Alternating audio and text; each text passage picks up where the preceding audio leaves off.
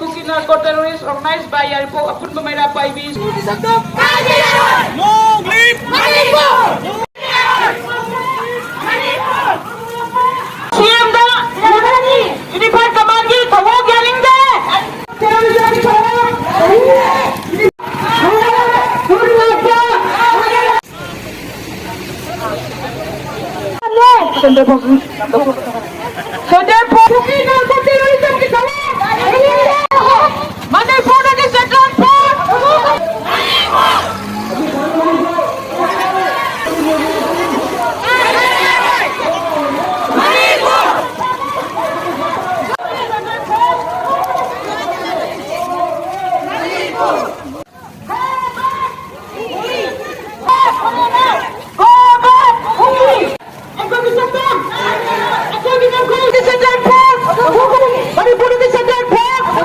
Mayra cái lý do trình bày, tôi nói không được,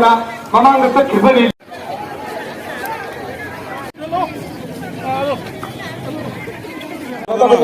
Còn nào có được không? Mấy cái mới ra tập trung vào mức không nín nào. Cái nói nó sẽ đi lên ba. Làm phim mà cái gì là tâm. Slogan sing lòng mình cái này, à đúng slogan sing lòng mà tôi bảo cái năng đi. Mà phần sana.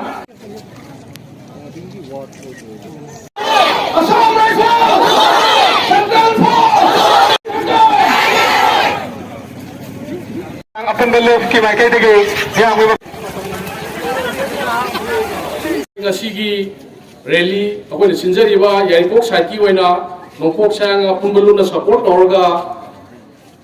akoi ki Yaripok ki apun ba maira paibi na chillaga akoi ki jaga lamanai khoirong ke crew bammo lekai sifai lekai wangkhem amadi bisnunaha na singba sedo club hairiba laidiba jaga singsidega laidiba maira paibi amadi chilong singna akoi ngasi sinjari ba akoi ki rally ase akoi hoju ji thoi ba maroina ikoi kuidringe mamangda numi humni mari ni gi mamangda narco terrorist kanguna drone bombing tawduna missile caption duna samjaba miwai khara hat khiba amadi atak akham leitana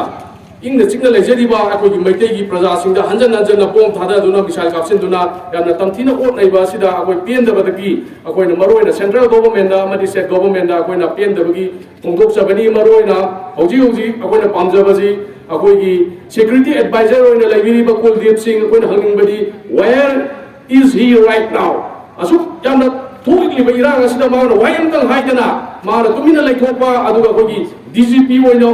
ubiri ba Rajiv Singh na ngasi bokta wahi matang haidana akoi thukli ba irang ching da bo oiro beli da bo oiro hai ba irang asi control to da adi ngamda ba ba se ma moral ground da ma kham thadok bang thoi ma ngasana thadok daga ju akoi beli da lai ba mate praja singh na ma bo namda akoi Thamba thadon gani loida na ko government da akoi dawje hasen ingri central government da unified command ase akoi chief minister da sinada bagi da bakta akoi akan ba khongjang jangjang gani hai ba command ase season sinada ba targadi akoi hasen ingbadi oji sakar phai riba BJP ki sakar na bakoi ju surrender tawada bani hai riba phamase nomini ni gimang da sinada ba targadi bakoi ju hai riba sakar je thupsal laga akoi punna maitei yama oina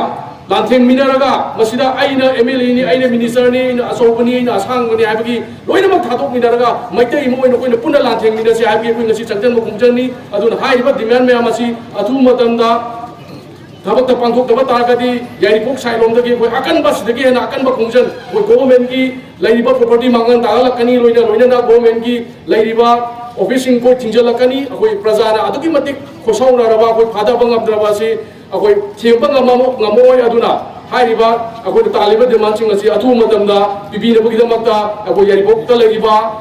group mayam club mayam maira paibi mayam na government da amade central government da akoi athu matamda thaw pangthok na bugdang ta hanan request tawjari